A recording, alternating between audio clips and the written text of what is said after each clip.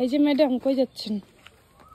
আজকে যাচ্ছি হচ্ছে আমার খুব কাছের প্রতিবেশী, প্রতিবেশী বলা চলে না, they are just like my family members. তো আমাকে আইব্রো ভাত খাওয়াবে, সো সেখানে যাচ্ছি। তোমরাও চলো। চলো,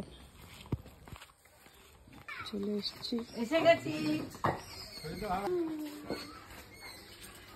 আজকে কি বলতাম,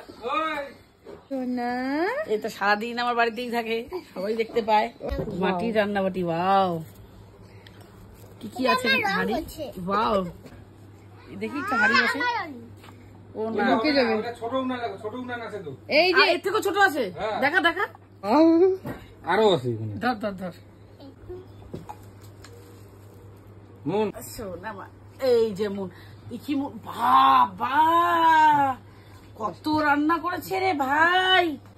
মাছ, তুই মাছ মাংস, এই মুন, এই ভাত কমা।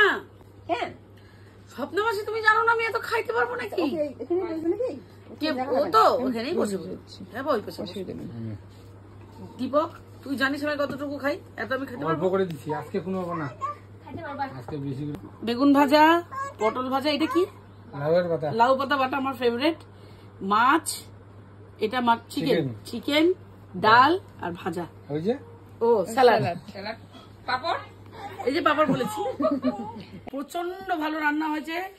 এই যে আমাদের ঠাকুর, রান্নার ঠাকুর খুব ভালো রান্না করেছে, প্রত্যেকটা রান্নাই খুব ভালো হয়েছে।